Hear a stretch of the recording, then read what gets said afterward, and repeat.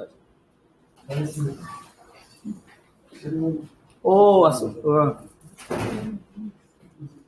질문으로 아까 제 문제 얘기하고 관련해서 거부라고 볼 수 있는 오늘 그 사상적이나 자기가 하는 논리로는 구구가 맞아요. 근데 이게 과연 그 구구라는 그 사상을 되살리려고 하는 게 그게 아니라 제가 보기에는 아까 말했지만 유도가 가지고 있는 이제 제식으로 국제 독점적으로의 그런 외형과 각 나라의 주권주의와 충돌 속에서 주권주의를 옹호하는 세력이 이 구구라는 걸로 대표돼서 이번 승리한 거 아닌가? 친노파의 대표적인 주장입니다. 친노파. 이거는 관심자들이 보는 건 맞습니다. 왜냐하면 이들이 이들이 패스팅 세력이냐 하는 거는 이제 대중적 성공의 성과에 의해갖고 규정을 받는 거예요. 소수파일때 노골적으로 그 인종 패스팅 논리를 주장하고 있는 지금 바로 거두고 있죠. 거두는 건 제로 안에 들어가기 때문에 그런 것들이 이제 거의 못하죠. 직접적으로 업수위를 건너가면서 조정하는 거예요. 조정하는 거고, 그 다음에 개인적 차원에서는 노골적으로 패스팅 문제를 얘기하는 거고, 그다음에 대중적으로 어떻게 할 수 있는 거냐면 이들이 이제 그 사회정치과 정치정치에서 그분인데 경제는 좀 좌파하고 보면 반신자유주의라든지 반사회라든지 이런 정책도 하기 때문에 그다음에 나서서 제일 크게 반대 소리를 내기 때문에 이제 그 생각보다 복잡한 거예요. 근데 이들이 의도가 그에 들어옴으로써 덜 파시스트가 되고 있다는 아니에요. 조건만 되면 파시스트 나가려고 하는데 역사적으로 아까 말씀드렸듯이 강력한 좌파가 있으면 몸을 가질 텐데 강력한 좌파가 없기 때문에 약간 이제 빗나가는 거죠 서로. 다른 대척점이 없던데 그것도 일리가 있는데 저는 그때 그런 면이 있는데 어떻게 보면 약간 아이러니한 게 아까 지금 말씀하셨지만 좌파 어젠다를 우파가 가져간 경향이 많아요. 그러니까 예를 들면 반주도라든지 나토 해체라든지 이렇게 해서 사실 제가 알기로 좌파가 전통적으로는 이제 유럽이나 북한적인 입장에서 세월이 지나면서 현재 타협을 한 상황에서 그 바톤을 갖다 긁고 가다가지고 스카트는 이제 그러니까 좌파가 좌파 역할을 못했다는 말은 그거. 근데 흑좌파가 이제 그 주장이 섞여 있다는 거죠. 섞여 있는데 이제 이들이 뿌리는 분명해요. 뿌리는 분명한 거고 우려스러운 상황은 이제 그러니까 좌파들은 거부 부정을 하고 있지만 실제로는 노동계급 그다음에 이제 노동계급 주변에서 주변이 이제 그러니까 이 구구 세력들의 이제 풍부한 기반이 되는 거죠. 그거는 질문인데요. 이 극우 정당들이 공통적으로 내건 슬로건이 반이민이고 그 다음에 전쟁 반대요? 전쟁 반이민. 그 다음 우크라이나에 대한 지원 반대. 우크라이나 전쟁 조속히 종결하자는 거. 전쟁 반대는 미국이 반대가 아니라 침략하기 때문에 양성적, 음성적 침략하기 때문에 유럽 상황에서는 우크라이나 전쟁 반대를 할 수가 없어. 그러니까 지원 중단이라는 애매한 표현. 그러니까 거기서 수위 중국한 애들이 전쟁 반대만 거기 때 선거했어. 근데 이제 이스라엘 지원 중단. 쳤더라서 아무 얘기도 안 하는 거죠. 네.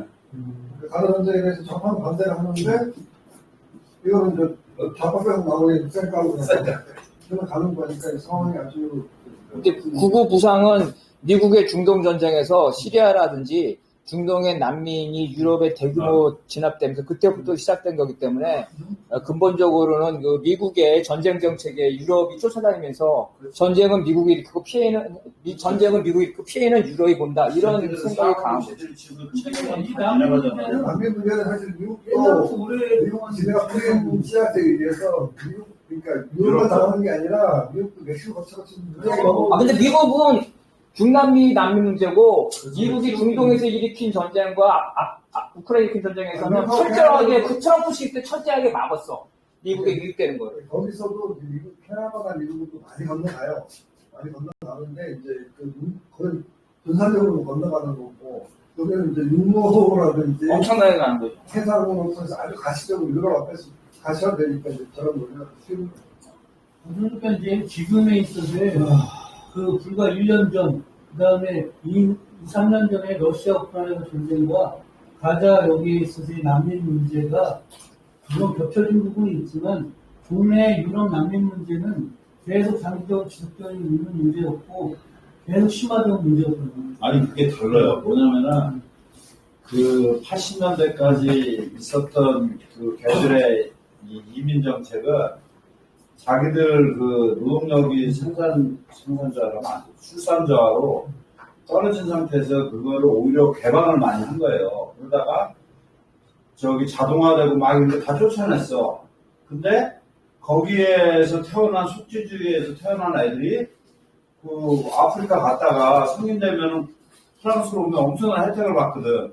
또 엄청 몰려오기 시작해. 그거하고 이 시리아 난민 문제 시작되니까 완전히 난민은 다른 거죠. 뭔가 난민 문제는 그때부터 그랬거든요. 아니, 그러니까 그게 그때 다르다라는 거를 강조하지 않으면은 아니, 다른 게 아니라 그게 다 섞여. 섞여.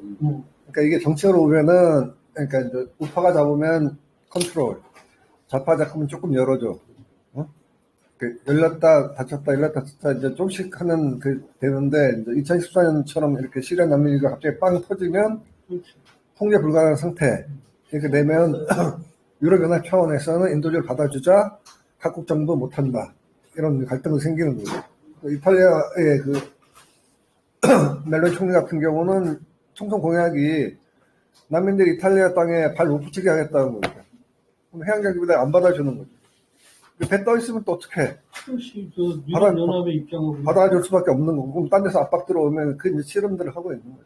근데 이제 어쨌든 유럽 연합 내에서의 단일한 지역 어떤 경제공동체를 갖다 표방하기 때문에 초기에 난민 문제들에 있어서의 문제도 있고 또 이주 노동자 자기네들끼리의 이주 노동자의 문제도 있고 그게 항상 선진국 쪽으로 가려고 하는 그런 흐름이 있으니까 독일 같은 경우에도 그것 때문에 또 뭐 문제들이 있고 지중해는 이제 지중해 동부 라인 쪽, 그리스 이탈리아 라인 쪽은 이쪽 난민이고, 전쟁 난민들이 다수고, 그 다음에 거기는 뭐, 아시아 쪽 사람들까지 많이 끼어 있고, 그 다음에 저쪽 서쪽, 대서양 라인 쪽은 주로 경제 이주민 그것도 결국은 이제 자기들 할 말 없는 게 다 식민주의가 뿌린 씨앗이 다 돌아오는 거니까.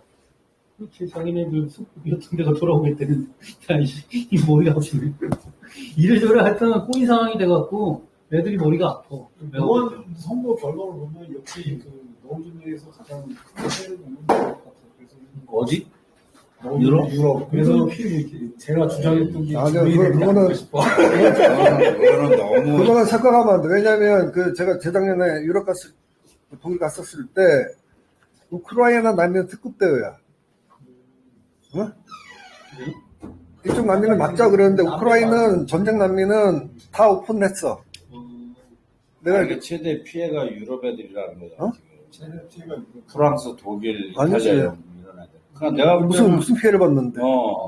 물가 튀고 했지만 자본가들은 손해를 많이 봤냐 이거야. 인민들은 이제 고통에 떨고 있지만. 뭘 많이 피해봐.